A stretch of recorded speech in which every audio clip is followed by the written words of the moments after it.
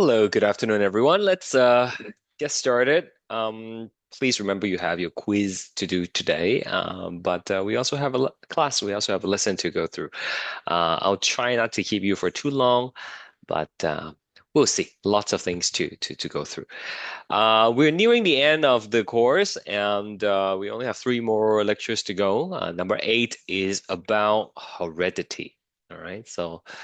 Um, in heredity, we have to learn about the process of meiosis. Okay, you should be familiar with mitosis by now. After all, you do have a quiz today on it.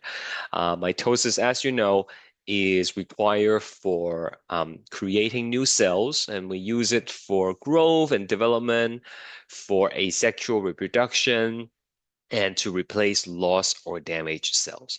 But when it comes to sexual reproduction, where we need to produce reproductive cells, then we need to do the process of meiosis. Okay, so within our body, our somatic cells or bodily cells, like skin cells, liver cells, and all the regular kind of cells, they undergo mitosis to make more copies of themselves. But when we need to reproduce to create babies, new next generation, then our body undergoes meiosis, and only specific cell types are able to do this, and that's going to produce the sperm and the egg. So, like I said, purpose of meiosis is sexual reproduction, which involves the fusion, the combining of sperm and egg. And the process of meiosis will create these reproductive cells. And one of the key differences between mitosis and meiosis is that in meiosis, you will reduce the number of chromosomes by half. Okay? So our body cells have 46 chromosomes, but when we produce sperm and egg, it will only have 23 chromosomes in the end. So 23 chromosomes from sperm, 23 chromosomes from egg. When they come back together, it will recreate the 46 chromosomes that is needed to form the baby. So in humans, our somatic cells, bodily cells, okay, somatic cells have two sets of chromosomes. Okay, so two full sets, and that is 46 chromosomes. We call these cells, we call them diploid. Diploid means two complete sets, right? So 2n equals to 46. And if you do the math, n equals to 23. So n is number of chromosomes per set. So one complete set has 23. Two sets, 46. On the other hand, gametes, which are produced by meiosis, only have one full set. So we call them haploid. Okay, so all somatic cells are diploid. All gametes are haploid. Gametes are sperm and egg. Okay. So when you take two gametes, haploid and haploid, put it back together, they fertilize, and you recreate the diploid cell. Okay.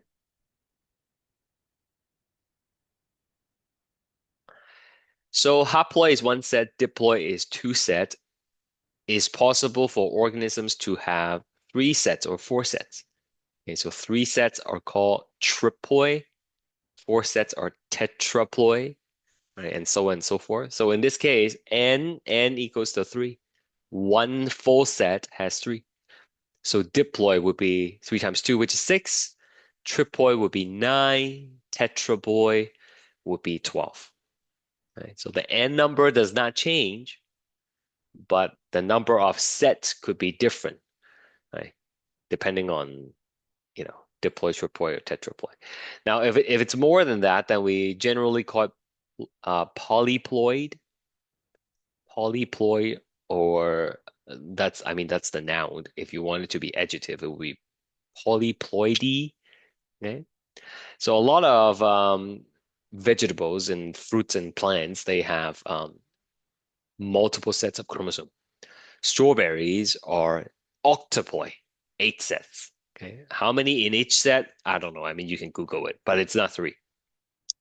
This stuff, what do you call that? Sweet potato, right, or yam. That's hexaploid, 6 sets. Okay, so it's not uncommon for plants to have multiple sets of chromosomes. A little bit uncommon for animals, right?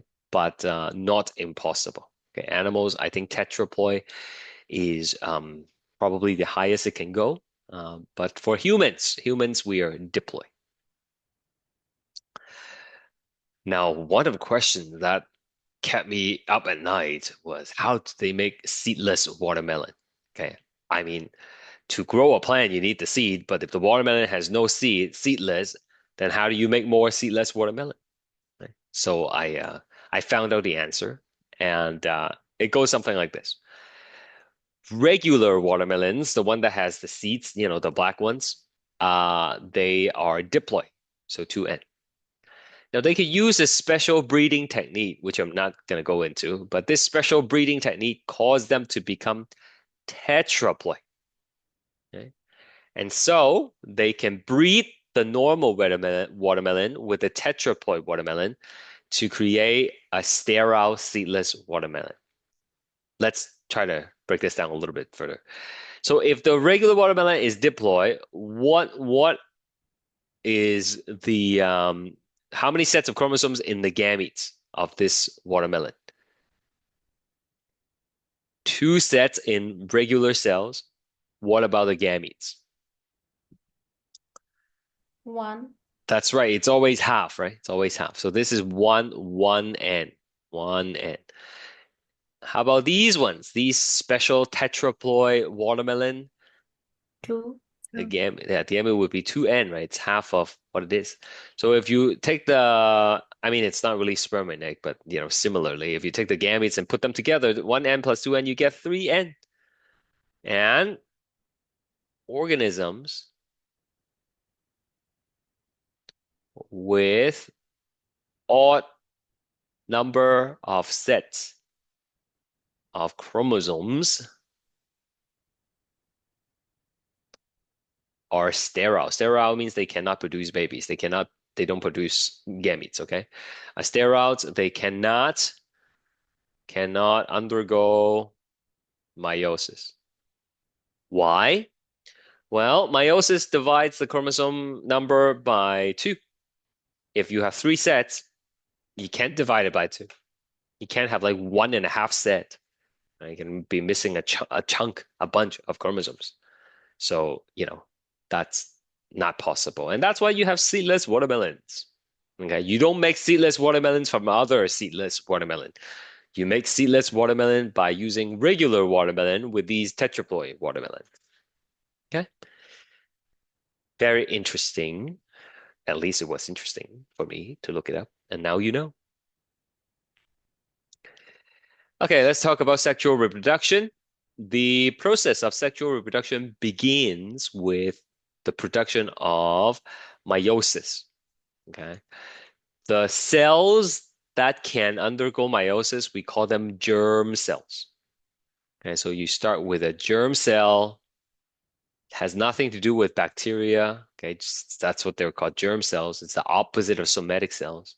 And then it will undergo meiosis, and then you get gametes. Okay, germ cells don't become more germ cells. They just undergo meiosis and they produce gametes. And gametes, once again, are sperm and egg. Where do you find the germ cells? You will find them in gonads. Gonads are reproductive organs. For male, it's the testis, and for females, it's the ovary. Okay, so inside the testicles or testis, that's where you will find the germ cells that will become sperms, and inside the ovaries, that's where you will find germ cells that will become eggs. All right.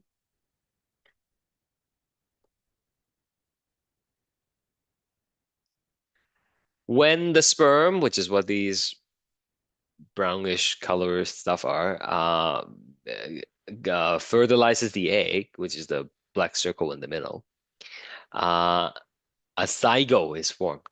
Zygote. Okay, so zygote is a single cell, and that will undergo rapid division. Uh, One becomes two, two becomes four, and then eight, and so on and so forth. And means eventually, it is going to become the embryo that will get implanted in the uterus. And that becomes the baby. We, at one point, were all a single cell, a zygote. Okay, a zygote. And now we have trillions of cells. Okay, so this is meiosis overview. You can see there are two divisions. You split once and then you split again. After you finish the first division, the chromosome number is already half. Okay, it has to do with how we count them, right? Okay, so like you see, they are stuck together, so we count them as one, even though they're like two pieces. And then it's gonna go through another round of division, and now they are haploid. It's half of what you started with.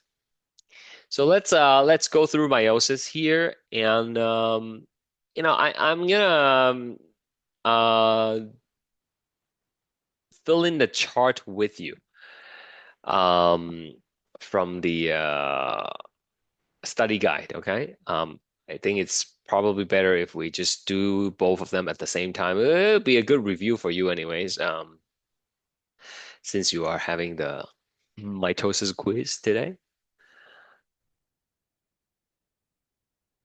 Just give me a moment. Everything is very slow on this computer.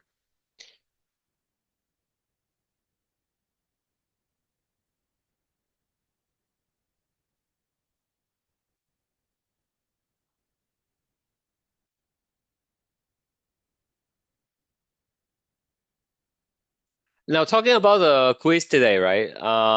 So I want to show you a picture of a student. I have his permission to do this with you. Um, I think he did a really good job of positioning the camera. It's right here. Okay. So you see, I can clearly see his face, which I blurred out, and there is the blank paper that he used for rough work, and at the end, he took pictures of the rough work and submitted, right? So it's a good setting. If you're able to do it like this on the test, then you have nothing to worry about. Okay.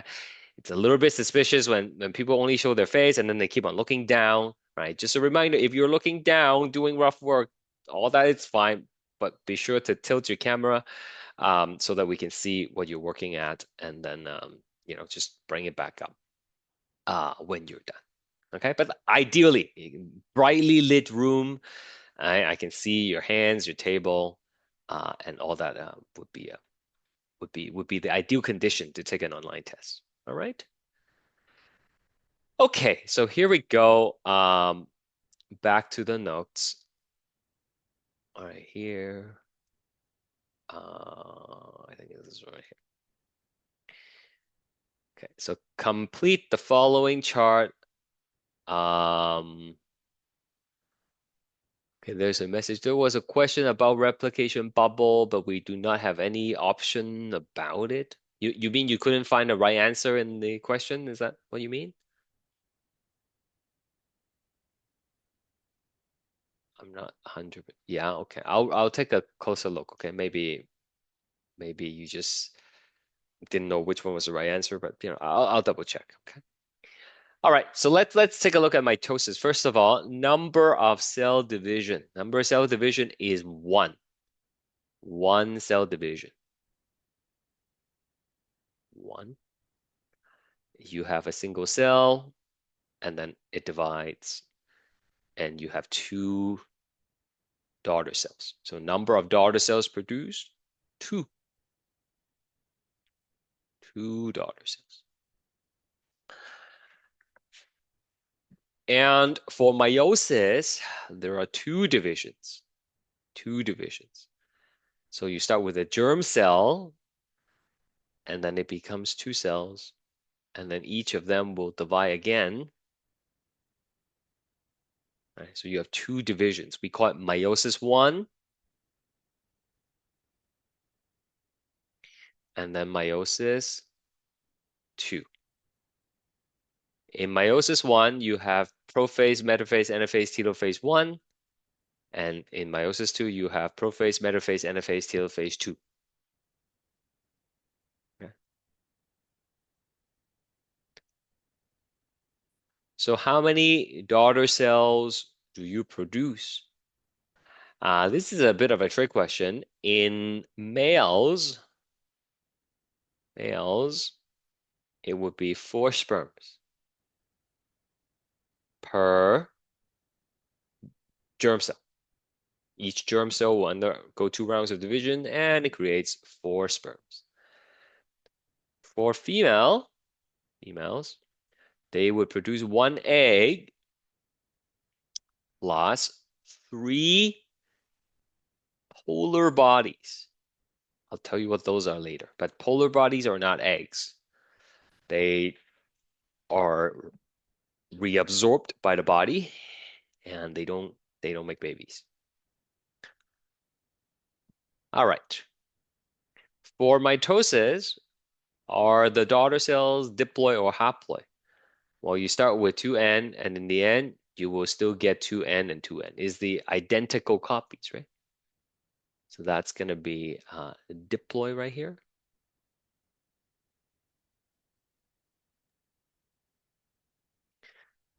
But for meiosis, it would be haploid.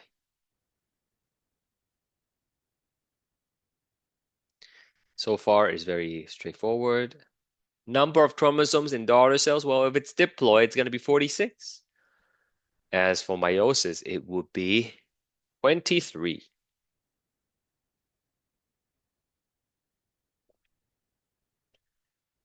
Okay, next part is where things get a little bit more involved.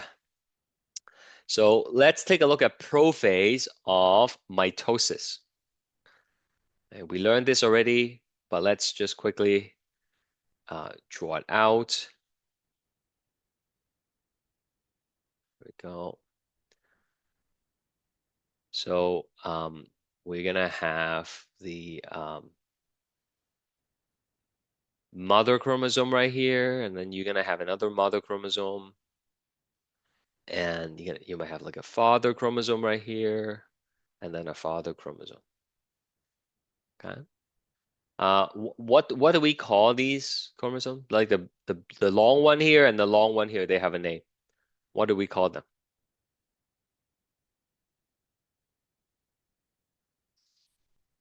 Anybody? Let's start with H. Homologous. Yeah, Homologous. yeah, homologous chromosomes. That's right. They're the same length, same size, right? So in prophase of mitosis, homologous chromosomes, please write this down. Homologous chromosomes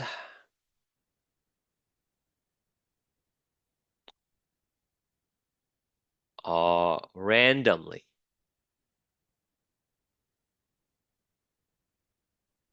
positioned.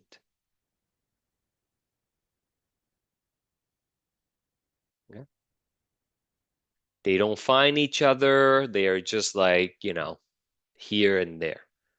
If you want, you can draw the centrioles as well. They are not really important at this point. Okay, but you can draw them. Okay, so homologous chromosomes are randomly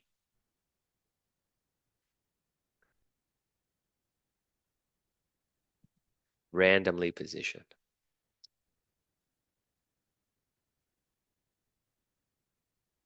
Okay. Like some of you are telling me there are mistakes in the quiz. Uh, sure. I'll review them, okay? Like it's possible, but I don't it's if it's a mistake, it's not gonna be like there are no answers in the questions, okay? It's very unlikely that happens. If there's a typo here and there, sure. But the typo, it's not gonna be detrimental that you won't be able to find the answer, okay? But if you think there is a problem, it's fine.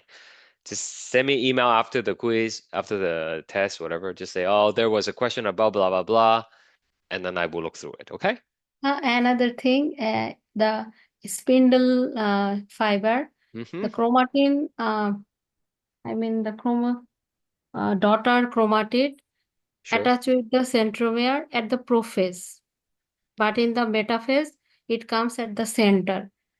There is maybe one mistake. Okay, so not everybody has done the quiz yet, okay? So I'm not gonna discuss it. But Okay. again, like if you think there's a question that has a problem, then email me and tell me which class you're from and I'll look through it, okay? Uh, That's not a problem. Thank you. Okay. Uh sometimes it's like it happens, right? Like students cannot find the answer and then they think, oh, something's wrong with the question. And it's okay. Like I might be wrong. I can look it up. But yeah. Anyways, so prophase number one, we have um we're gonna have the centrioles right here. And this time the homologous chromosomes are actually gonna find each other. Chromosome number one will find chromosome number one and they will pair up. Chromosome two will find chromosome two and they will pair up. So will three and three, four and four, so on and so forth. Okay, so they will all pair up like this. Okay, actually, you know what? Let me redraw them a little bit more. Okay, so like this, we'll pair up here. There we go. Okay, so let me write down first, and then I will explain more. Homologous. This is too thick.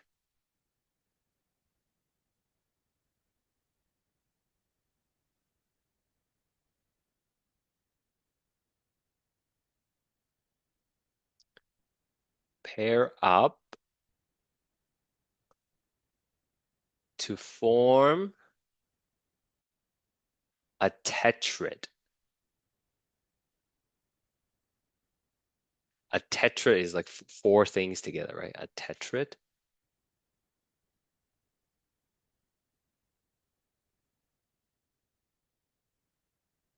There are no tetrads in regular prophase. Excuse me. The tetrad allows something called crossing over to happen. I'll write down first and then I'll explain. Crossing over occurs between homologous chromosomes to create genetic variations. Okay? Copy it down and I will explain.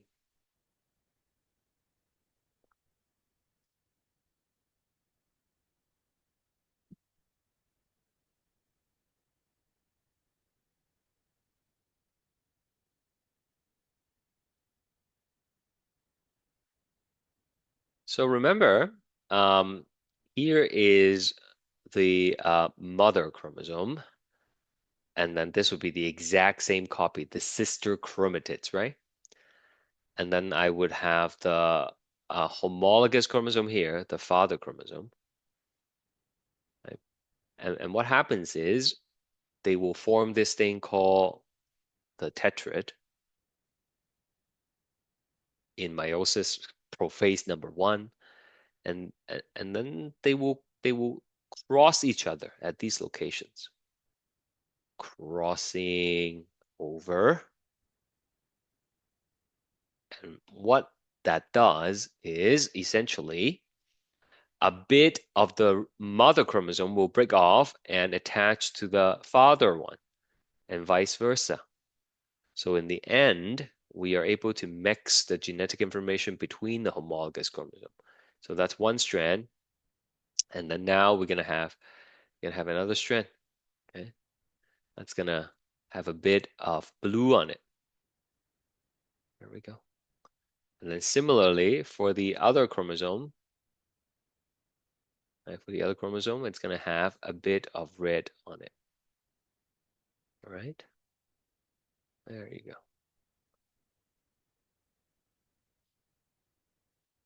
So this is exchange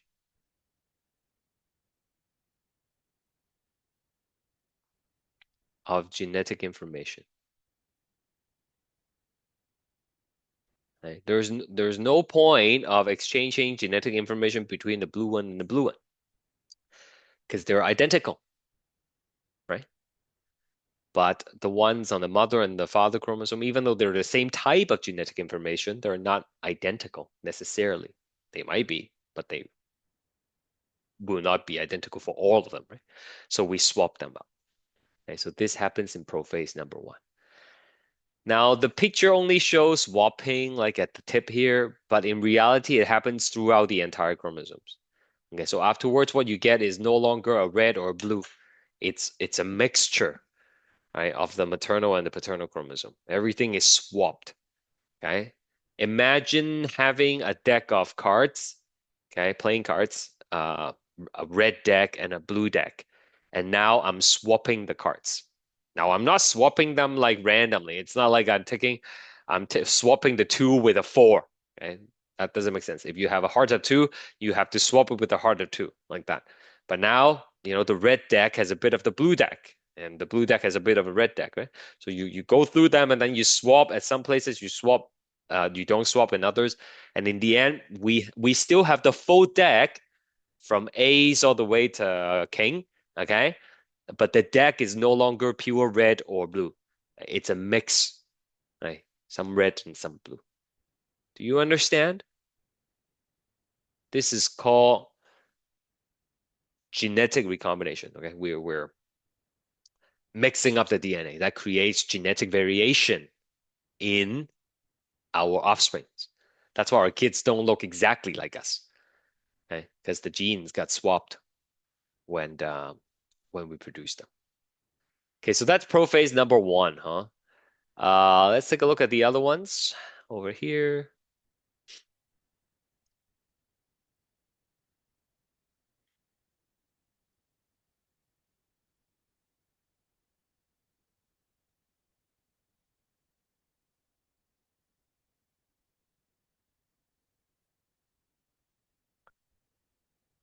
All right, so next we're gonna look at metaphase and metaphase number one.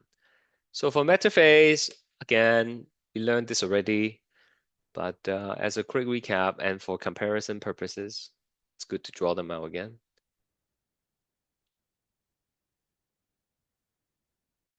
And we're gonna have right here, and we're gonna have the chromosomes all lining up in the middle.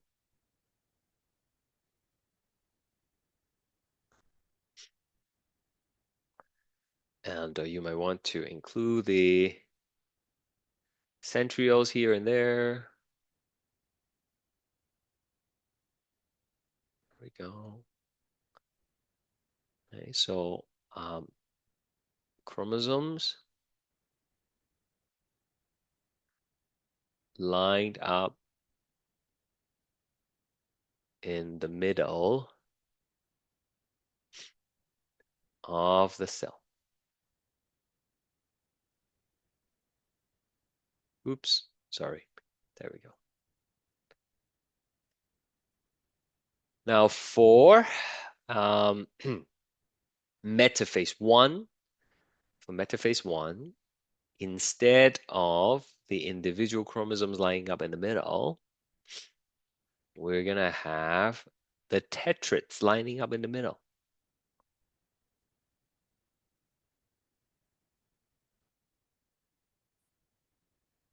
We're gonna have the tetrads lining up in the middle. Now, if you're gonna draw this accurately, you should have a bit of the blue on the red and a bit of the red on the blue. Okay. I mean, it's not absolutely necessary if your diagram is like confusing. I guess the point is that the tetrad lines up in the middle. Okay. Tetrad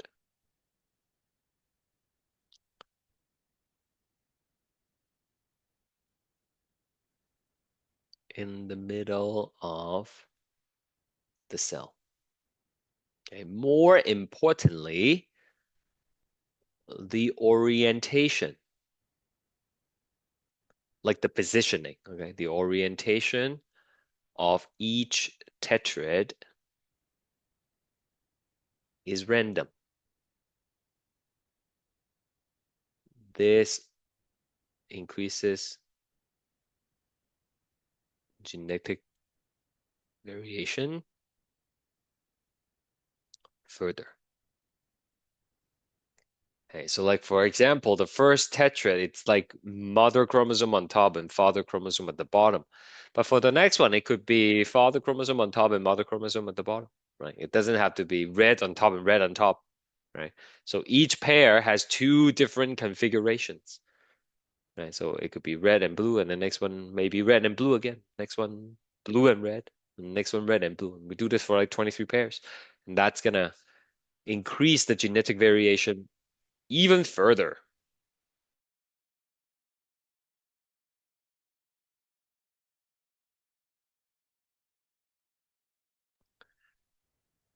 Do we have any questions before we move on?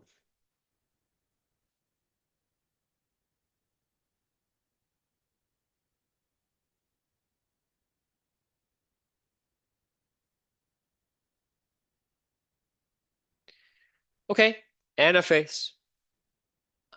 Almost there. Anaphase. In anaphase, we have our um, spindle fibers, and the sister chromatids will get separated.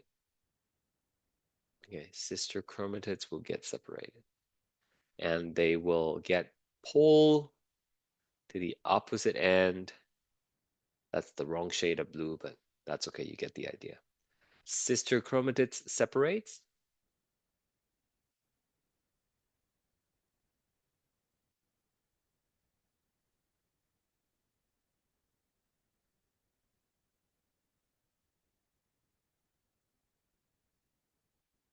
and move to opposite ends of the cell.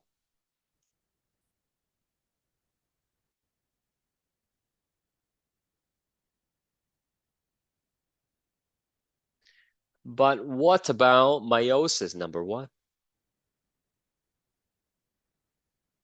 So instead of sister chromatids being separated over here, it is the chromosomes that get separated, right? It's the homologous chromosomes that get separated. Although at this point they're no longer homologous really because we mixed up the genes. Okay, but we can still call them that. Homologous chromosomes separate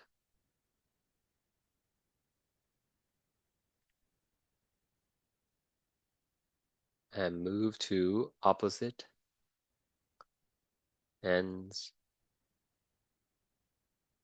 of the cell.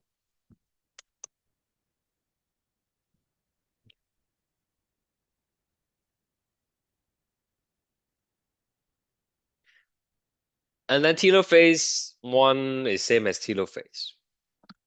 Right? So at this point, you will have two cells, and then the cells will undergo another round of division. And the second time, prophase two, metaphase two, anaphase two, telophase two is exactly same as mitosis. So we don't have to draw them out. I'll go through the slides with you to show you visually in a bit. But genetic relationship of the daughter cells to the parent, genetically identical. Exactly the same in every single way. If it's not the same, that means there is a mutation. And we all know mutations are rarely good. As for meiosis, they are genetically different.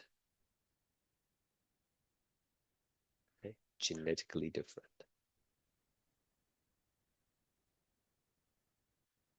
So those are the key things to know. I think there is like one more row that asks you like the purpose of it, right? We already talked about it. Purpose of mitosis is growth, development, replace loss of damaged cells, asexual reproduction. Whereas for meiosis, it is for sexual reproduction. Okay, so these are the key differences. Any questions?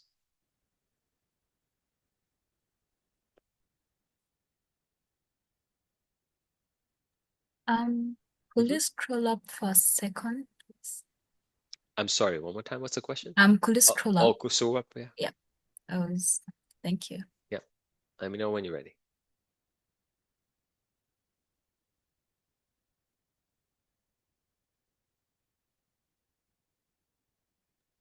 Okay, thank you. Yep. Oops. I guess I should put that away. Uh,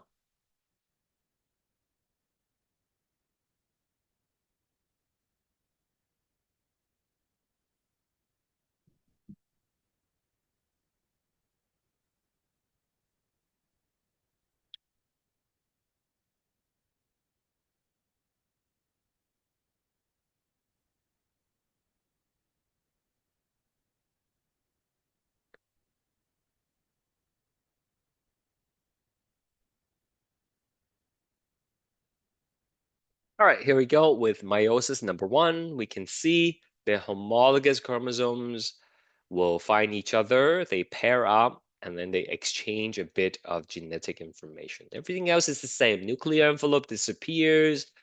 Centrioles move to the opposite end. I know sometimes they call it centriosome. For our purpose, centrioles and centriosomes are the same thing. Okay, just stick with centrioles. And then in metaphase, you can see the tetrads lined up in the middle. Okay, again, the positioning, it's random. Right? Sometimes you might have the purple one on top, sometimes you might have it at the bottom. It might not look like much here, but remember you have 23 tetrads. Right? So like each one is gonna add to the genetic variation. And in phase one here, the homologous chromosomes get separated and move to the opposite end. And then telophase one, right? We form the nuclear envelope. And right now, each cell has two chromosomes. Okay? Let's go back here. We started with four chromosomes, and now we have two in each cell. So it's already considered as haploid at this point. And meiosis two, you're gonna dissolve the nuclear envelope again, gonna line them up in the middle, just like regular mitosis, and then separate the sister chromatids. And in the end, you get four cells, four genetically different cells. Okay? Uh, we have a little bit of purple here on the blue and a bit of blue on the purple. Even though these ones don't look like they mixed up, they just don't want to confuse you with the diagram. Like I said, in real life, the whole blue would have been mixed with a purple along the way, and the whole purple would be mixed with blue along the whole way. Yeah, so everything is shuffled up here. So each of these would be genetically different from each other, and they will also be genetically different from the original germ cell. And that's meiosis. Compare meiosis and mitosis. We've done that already. And now we're going to look at gametogenesis.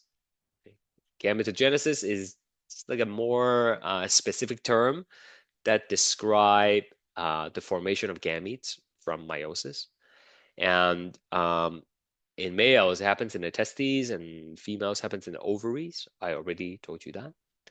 The male version is called spermatogenesis, the creation of sperms, and it's just regular meiosis. Germ cells divide, for sperm, done. For female, it's called oogenesis.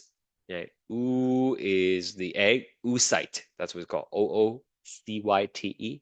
Right? So oogenesis, production of egg, and it's complex meiosis. Right? In that, it doesn't happen all at once, and it happens really early in life, and then it pauses, and then it happens again, and I'll show you.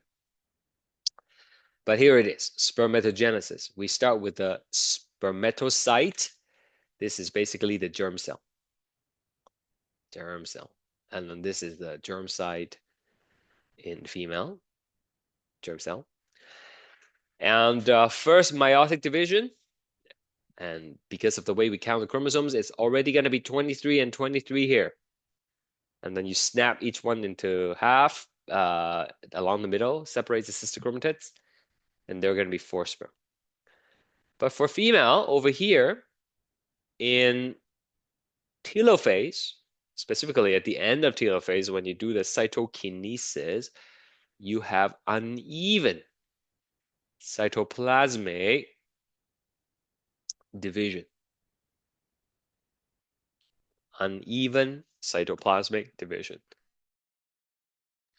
What that means is, because you need the egg to be really big to have all the nutrients and things like that, when you divide the cytoplasm, it's not 50-50.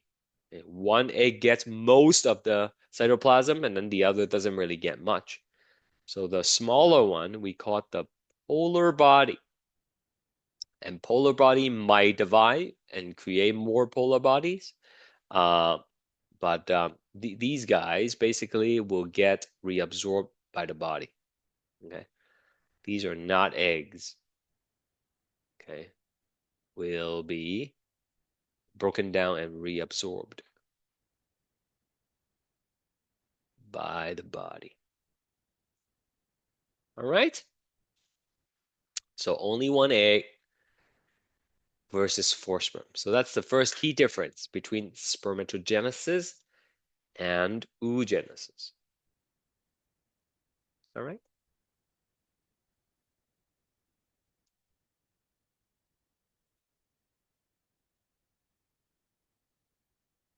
Give me a second. I'm just gonna write down some stuff here.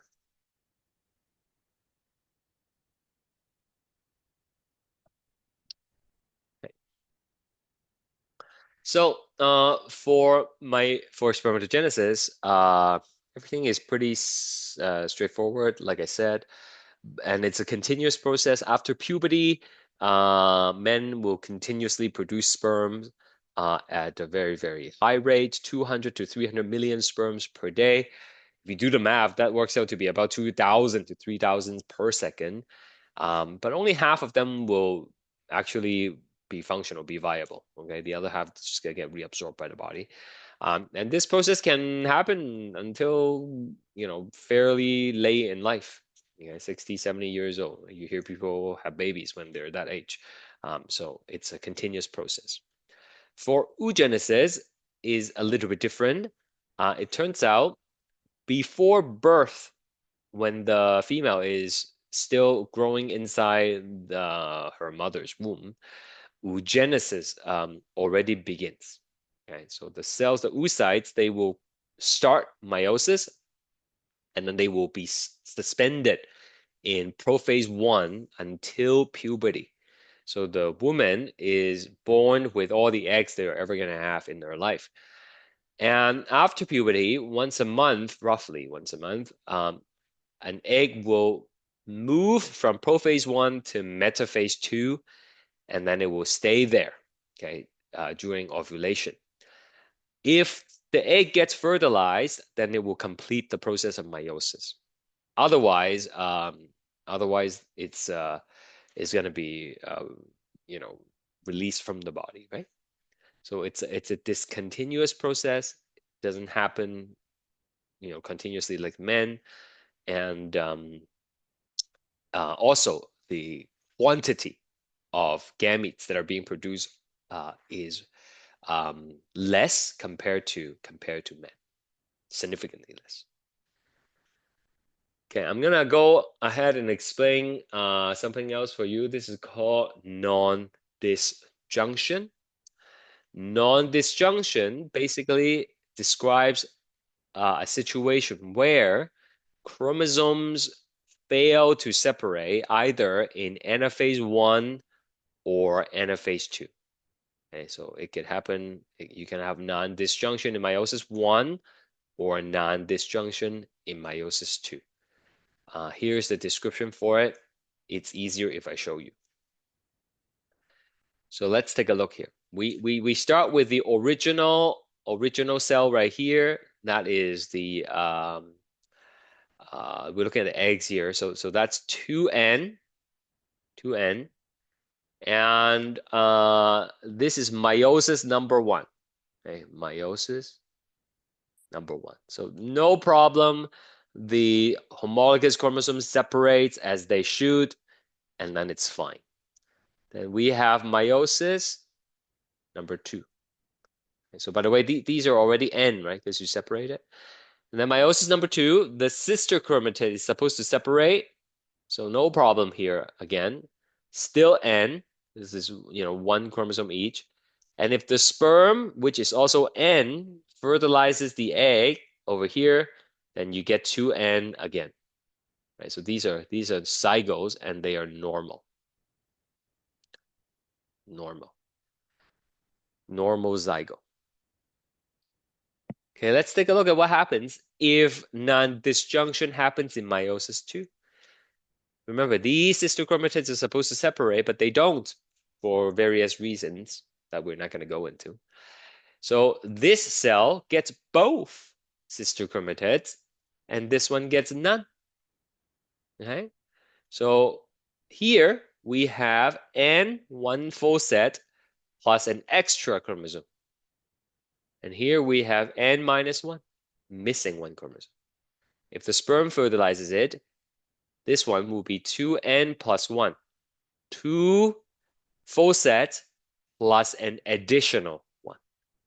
Okay. 2 full sets plus 1 additional. So this is called trisomy. Trisomy. Depends which chromosome is the extra one. It could be trisomy 18, trisomy 21, trisomy 14. And that could lead to different conditions and severity, right? Over here, we have 2N minus 1. Okay, so if you have extra chromosome, there will be problem, but the baby will still develop. But if there's missing chromosome, usually these are fatal. Okay, fatal. The baby will not grow. Okay, no babies. If there's a missing chromosome. So non-disjunction, if it happens in meiosis 2, 50% of the eggs will be okay. The other 50% not okay. You will have 25% that have extra chromosome, 25% that will be missing chromosome. What if it happens in meiosis number 1? Right? This is the tetrad, and the homologous chromosome is supposed to separate, but it doesn't separate. So here you have both sets of tetrad, and this one has none. And if they continue to divide, and in the end, you will have 2N minus 1 for 50% of the eggs. And over here, you will have 2N plus 1. Okay, so like I said, these one would be non-viable. Right? These ones, depending on which chromosome is extra, the severity will vary.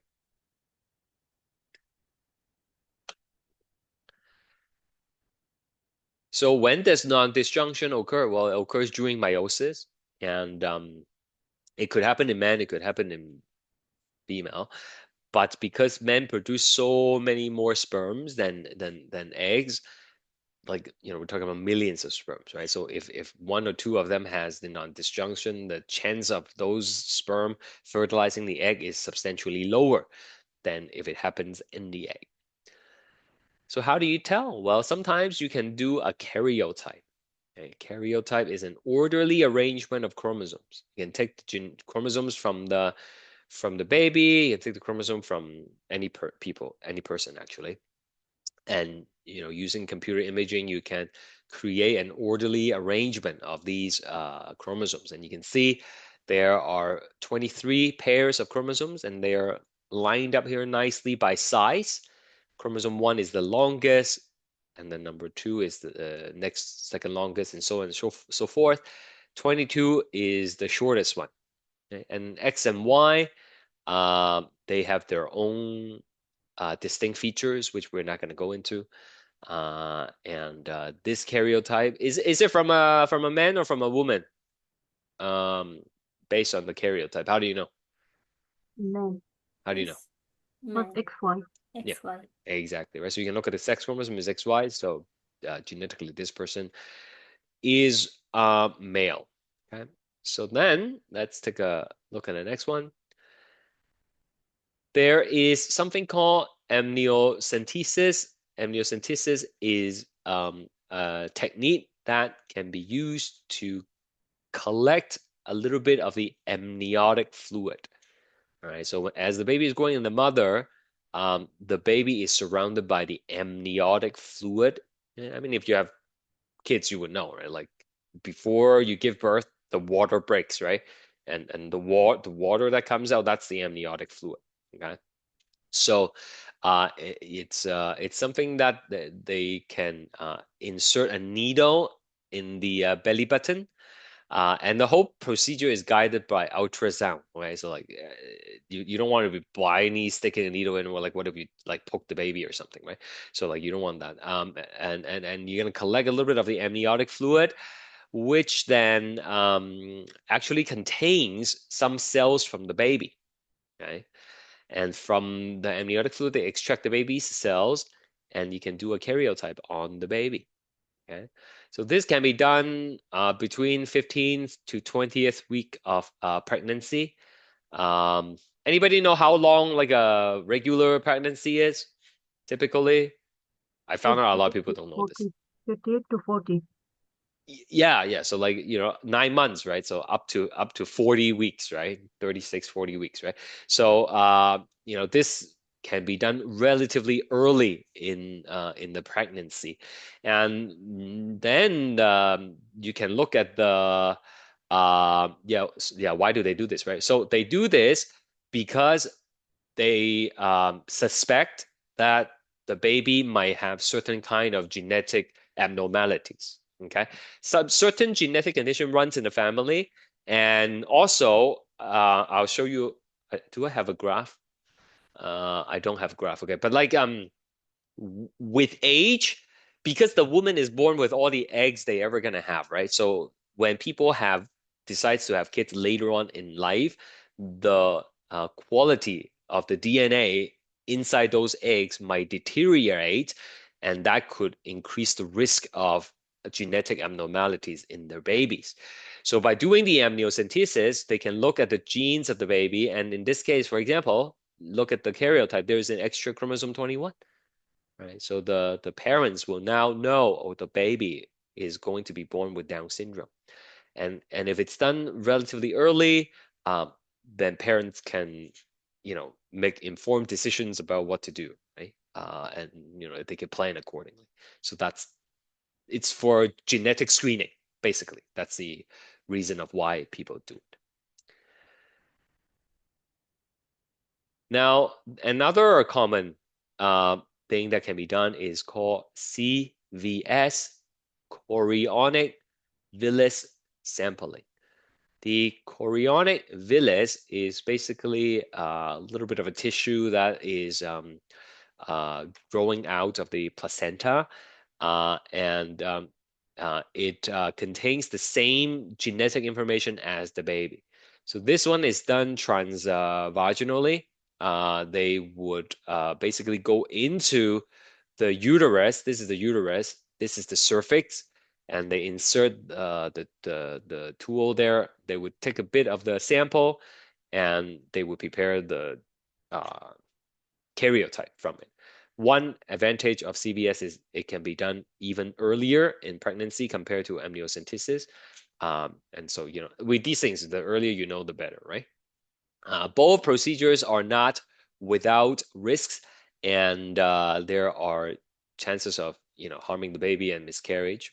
But usually, if your doctor recommend you doing these kind of procedures, is because the benefit of doing it um, probably outweighs the risks.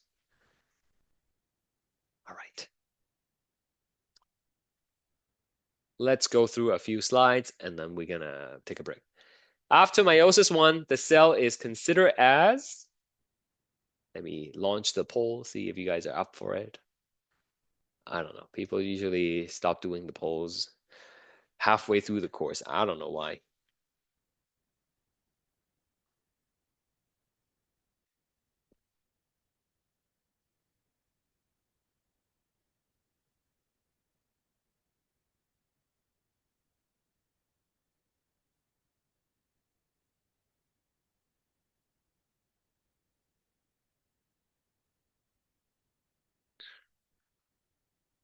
Hey, well, after meiosis one, it's already haploid, guys.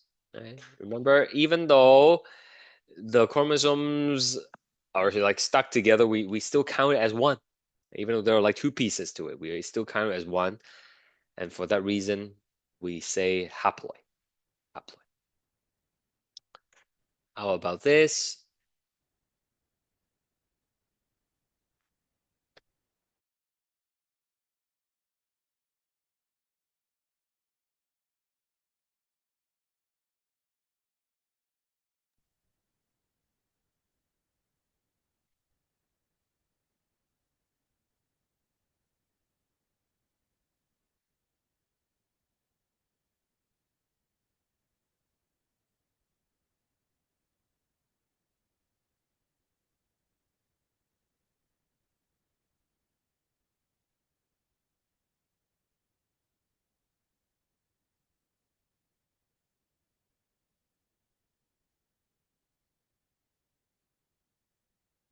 All right.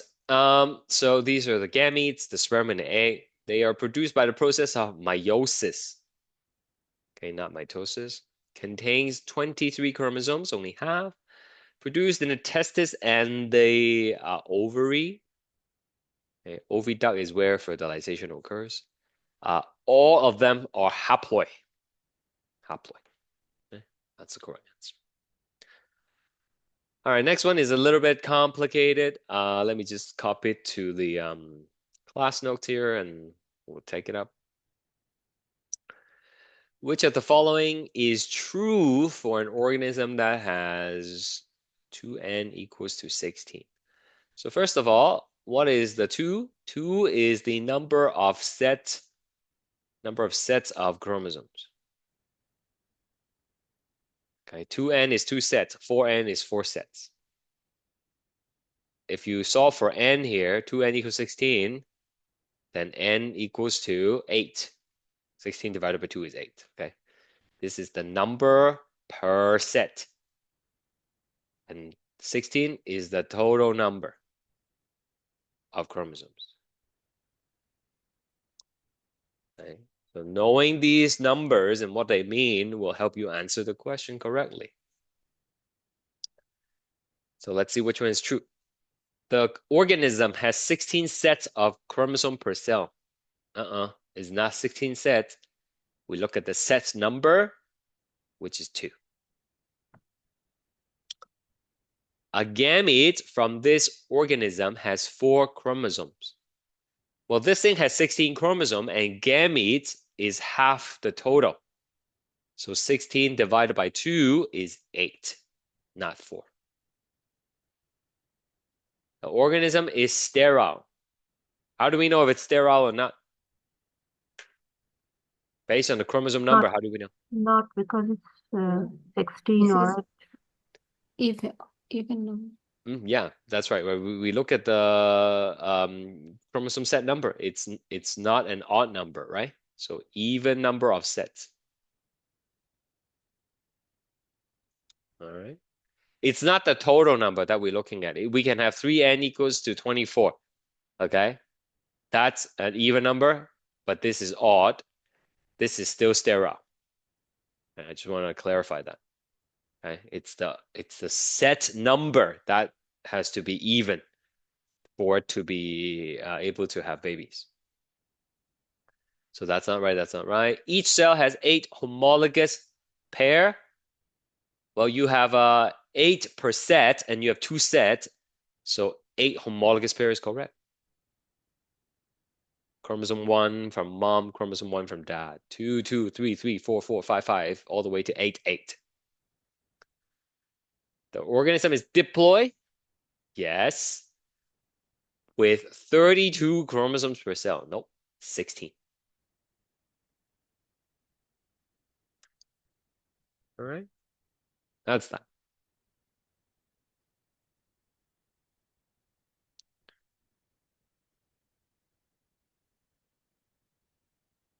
Okay. Let's take a break. We'll come back at 1:40. 1:40. Quiz number 4 is gonna be hard, guys. Quiz number 4 has a lot of problem solvings. And I'm gonna teach you those problems after the break. So see you in a bit.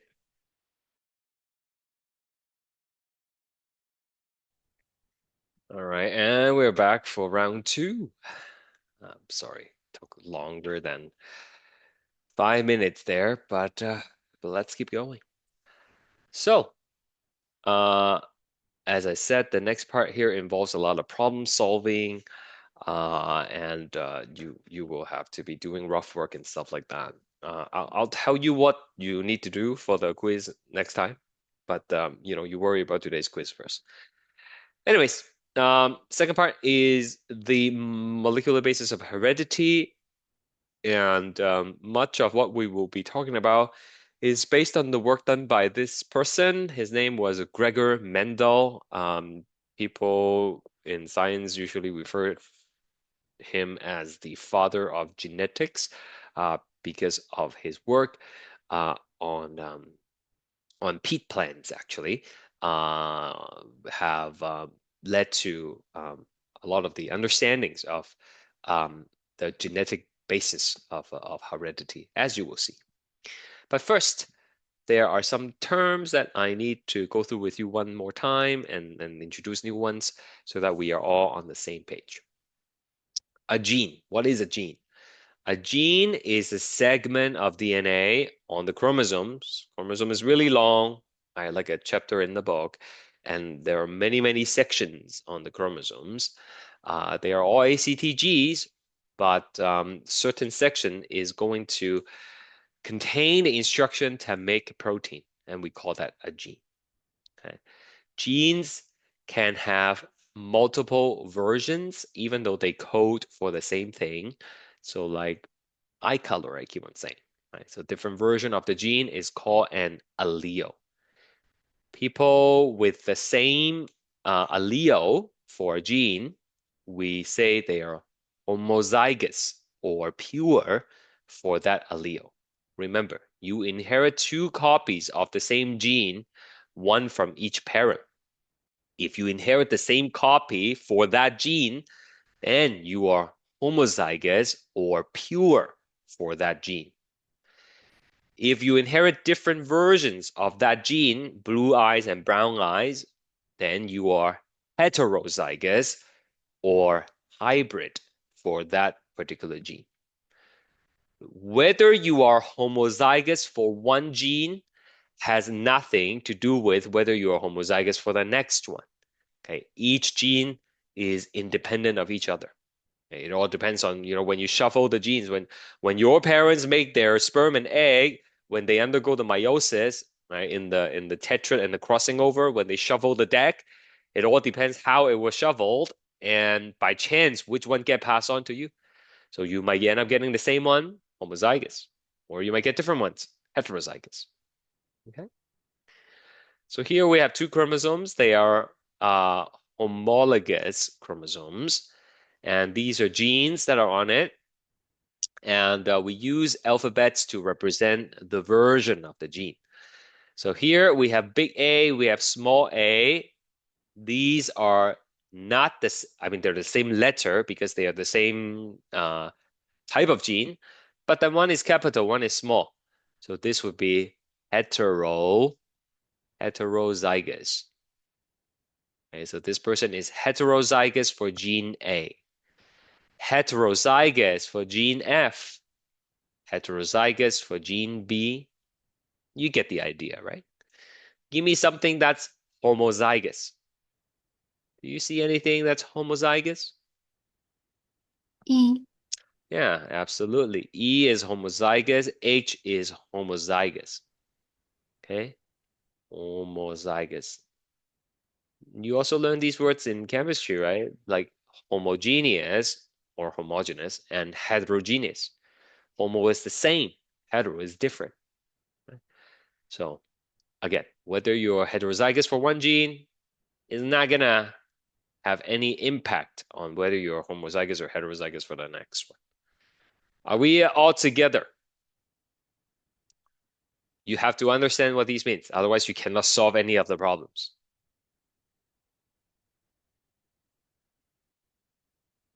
All right. More terminologies. A character is a heritable feature, something that can be passed on to the next generation. Like the color of the flower, like the color of your eyes. That's a character. It can be passed on to the next generation. Not everything about you can be passed on. If you dye your hair pink, right? Your baby's not going to be born with pink hair, right? So things that you acquired, things that you get throughout your lifetime, those things don't get passed on. Those are acquired characters. So acquired features, okay? Something that can be passed on, we call that a character. A trait is a variant of the character. So the flower color can be purple or white. So basically, a character has a genetic basis to it. There's a gene for this character. And then the trait is the allele of that gene. Okay? The same gene can have multiple versions, multiple variations. We call those alleles. And the manifestation of the alleles, we call it a trait. All right. Now, over here, we have big A, that's one allele for one trait, and then small a for another allele for another trait. So let's say for the discussion here, okay, I'll explain more later. But let's say we have blue eyes. A person inherited the blue eyes allele, and then they inherited the brown eyes allele from another parent. Okay, so this person is heterozygous for eye color. But here's the question, right? Is the person going to have blue eyes or brown eye? Right? So it turns out when we have more than one alleles, when we are heterozygous for an allele, in many cases, not all cases, but in many cases, one allele will always cover up the other one. Okay. So in this case, the brown eye allele will cover up the blue eye allele. And even though they have both blue and brown genes, the eye color will be brown. So the one that is always showing up, the one that is always covering up the other one, we call that the dominant trait. Okay. Recessive trait is the one that gets covered up. And so in this case, the blue eye. All right. Let me show you a more detailed explanation of this. So we use capital letter for dominant trait. So big B for brown eyes. Usually with pigments, the darker pigment will override the lighter pigment. Okay, the darker pigment is gonna be dominant over the lighter pigment. Same thing for like skin color, hair color, eye color. Okay, so big B for brown eyes, and we use small letter to represent the recessive trait. Okay, so this is dominant, and this is recessive. Okay, write down, please. I mean, if you learned this before in high school, you probably remember it. If this is the first time you're learning about it, please write it down. Okay, so two other words. Genotype. Genotype is the genetic makeup. We are diploid. That means we can have two genes at most, two alleles for the same gene at most. So maybe you inherit big B and big B. Big B from one parent, big B from the other parent. Most of our parents have like same eye colors, right? Like, you know, generally speaking, people marry within their own ethnicity, right? I'm not saying people don't, marry other ethnic groups. That's possible, but generally speaking, okay. So like both of my parents have brown eyes, so I got the big B from my dad, and I got the big B from my mom, right? So the phenotype is the appearance, okay, the appearance, and I use the word appearance loosely because not everything you can see, like the phenotype of a blood type. Okay, like it's not something you can see, but like, it's something you can detect. Right? So like the appearance, a better way to describe it would be like the manifestation of the gene. Okay? Anyways, details. Doesn't matter at this point. So tell me, if I'm big B, brown eyes or blue eyes?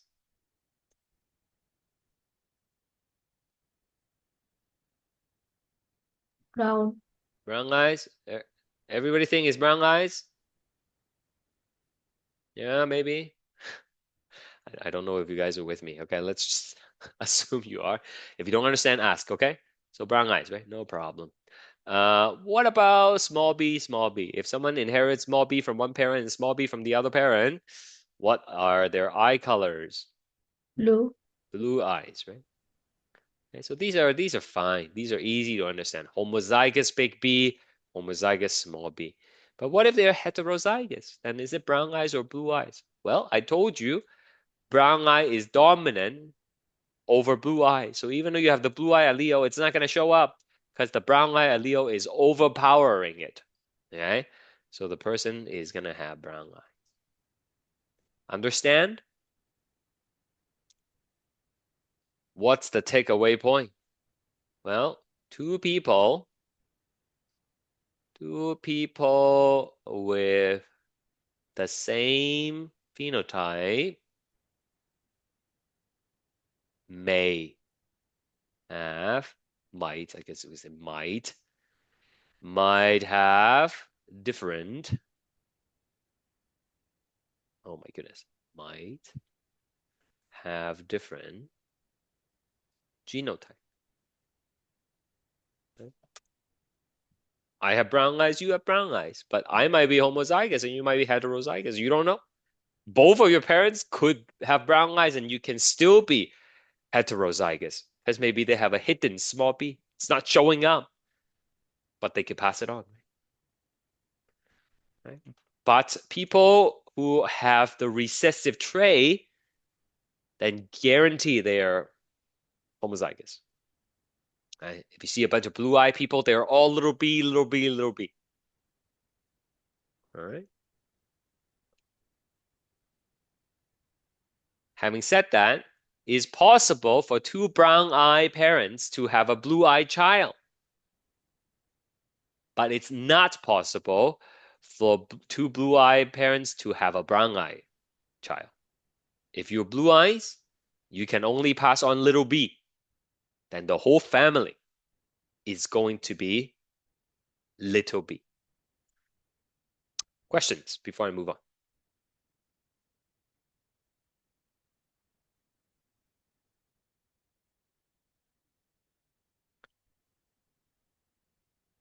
Okay, I think I'm just gonna do maybe one more slide here, and then we're gonna wrap it up. Okay? So these are some dominant and recessive traits in humans.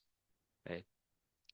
If you can roll your tongue, congratulations, that's a dominant trait. If you can't, then it's a recessive trait. Freckles. You can't really see in this picture. Freckles are like these little dots things, okay? Okay. So freckles, if you have them, dominant trait. If you don't have it, recessive trait. This doesn't mean like one is better or the other. Okay, I gotta emphasize that. Just because it's dominant trait doesn't mean it's better. Okay, there are some dominant situation that is actually bad. Okay, like Huntington disease, is a dominant disease. Right, that means like if you only have one of the bad allele, you automatically have the disease. That's something that we don't like. Okay, so this doesn't imply superiority or not. Okay, it's just whether it's being expressed or being covered up. Okay, hairline, if it makes this little M shape, it's called widow peak. That's dominant over straight hair. So you know what? If you really like straight hairline, okay, and you want all your kids to have straight hairline, then you have straight hairline, so you would be like little w, little w.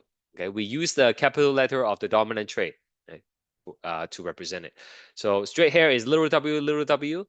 Okay, and if you marry someone, cross means marry. If you marry someone who's also have little w, then again, the whole family is going to be having straight hairline. All right, you can take a look at your ear. If it's dangling like here, mine is dangling, okay? It's called free hanging, that's dominant. Attached is recessive. Okay, so like there are a bunch of these things. It's all very interesting. You can take a look. Just search on the internet, dominant versus recessive trait. The point is, if you have a dominant trait, then you have at least one capital letter allele. I don't know whether it is capital to capital necessarily, because you could be heterozygous, which means you have one capital letter and one small letter. You'd still be expressing it. But if you are recessive, if you cannot roll your tongue, then I know you must be little r little. Okay? Once again, genotype is a genetic makeup, and the phenotype is the observable trait, what it appears to be, the manifestation of the genotype. I think that's where we're gonna stop for now. Lots of stuff to do next week. Please print the notes and bring them to class. If you haven't done your quiz yet, good luck with that. If you were messaging me on the side about some problems on the quiz, the questions and whatnot, send me an email and then I'll take a look at yours and then reply you. All right. Have a good one, guys. Oh, the lab. Thank you. Thank you so much. I totally forgot about the lab. Let's not go yet. I have to tell you about the lab. 1 second. Thank you for bringing that up. The lab is due on Friday. And lab is due on Friday. Here, let me sign on to Illuminate.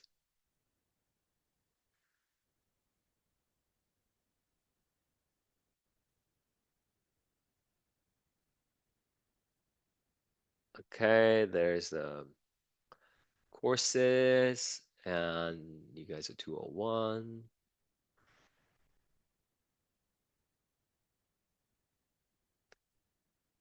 And the lab, if you keep on scrolling down, you will find the microscopy lab. Okay. So here is a video that shows you how to care for the microscope. And this is the virtual microscope, which you will need to launch. It doesn't work quite well on the phone. So please do it on the computer. And then this is the actual microscopy lab. Okay, so you click onto it. It will be done on the quiz platform. And there are questions that requires you to attach pictures. Okay, so you just follow it. Right, so it says launch the following website. There it is. It's launched, and then it will say click on learn, which is right here, learn. right? And then you can click on the different parts. You can learn about it. You can see what the names are, and then you answer the questions. Okay, so like, oh, here's the answer. I'm not gonna show you the answers, but you can figure it out. And then question two. Before we move on to question two, there are a bunch of new instructions. So click on main to return to the main menu. So main is right here. And click on explore and so on and so forth. So just follow the instruction, explore, and then there's the box, and then you will have a sample slide, letter E, and then it will show you what it looks like under the microscope. Okay, so right now we have 4 times, and it's not focused. Okay, so like you will have to read about it and you will know, oh, okay, I'm supposed to bring it into focus by using the coarse adjustment knob, and then you focus it slowly, and then it's still a little bit hazy. Then you can use the fine adjustment knob to put it into focus. Okay, you can also adjust the light to make it, brighter. I mean, it's not like the real thing 100%, but at least you will learn a little bit about the microscope. It's the best one we can find, that simulate the microscope lab that we do in person. And here it says center the image and take a screenshot for the letter E. Okay, so for those of you who are using Windows, you can use the snipping tool here. Okay, just go and then type in like snipping, SNIPP, and then the snipping tool will pop up, and then you can click plus, and all you have to do is basically capture this portion right here. I don't know if you can actually see me capturing the screen, but here we go. I'm just going to capture it like that. And you can save the image and upload it onto Luminate. Okay, it's really slow right now because I'm running Zoom and I'm running this thing. You know what? Let me just close this down and see if it pops up better. Okay, so there it is. So you save this, and then you can upload it onto the question. Okay, label each diagram. Please don't copy the whole screen. Okay, I don't need to see all your windows. I only need to see the thing I'm asking you to screenshot. If I'm only asking for the E, then screenshot the E. Okay, what is the relationship between the image? So like as you can see, the E that you're looking at under the microscope is not like the regular position, right? So like, what's the relationship between it? Okay, don't just say it's backwards. Okay, look at it, take a closer look, be more descriptive with the description. Okay, yeah, you don't use. Oh, sorry, don't just. I'm missing a word there. Let me edit it. Okay, don't just say it's flipped. Okay, be more specific. Okay. And then, all these questions are pretty self-explanatory. There are some calculation stuff here. You can read it. Now, there is a help video here that helps you with the calculations. Now, last time, I don't know what happened, but like you guys watch the help video and then you start answering the questions based on those videos. The video, like in the videos, I was talking about like cows and bacteria and stuff like that as an example to help you understand what independent variable and dependent variables are, right? The questions themselves are based on the beetroot lab. So you should have been answering the questions regarding the beetroot, not the cows and the bacteria. So same thing here. When you watch the sample calculations, do not use the same numbers that is in the video. Okay, the numbers you have to be using is based on the diagrams and the pictures shown in the lab themselves. Okay, so you can take pictures of your work and you can upload it. That probably is the best. If you feel like typing them out, sure, be my guest. But easiest it would be just to upload them. Okay, so that's pretty much it. You just have to work through it. Now this one asks for Ask for a single cell undergoing anaphase. Okay, don't take me the whole picture of all the cells. Okay, I don't want to have to find the anaphase. Okay, only the picture of the anaphase. If you take the picture of the whole thing, make sure you circle the one that is in the anaphase. That way I'll be able to see it. Another thing, do not post a link for me to click on and then it leads to your Google Drive or something. Okay, I'm not going to mark those things. Okay, I am only going to mark pictures that you are uploading onto the answer box right here. Okay, because like in the past, like you know, people have like viruses and whatnot, like click on the link and then like got something bad onto the laptop. Right, so I'm not gonna click on any links. Okay, just upload the pictures like the way I told you. You guys have to upload stuff anyways, right, for your other courses. So I'm sure you know how to do it. Okay, if you're using Mac computer, do a Google search to see how to do screenshot. Worst comes to worst, take a picture with your phone and then upload the pictures onto the computer. Lockdown is not going to be on during this thing, okay? Labs, we don't need the lockdown browser. And that's pretty much it, okay? Any questions? This is still Friday.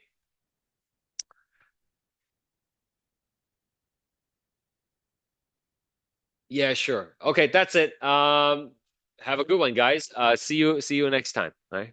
Bye-bye.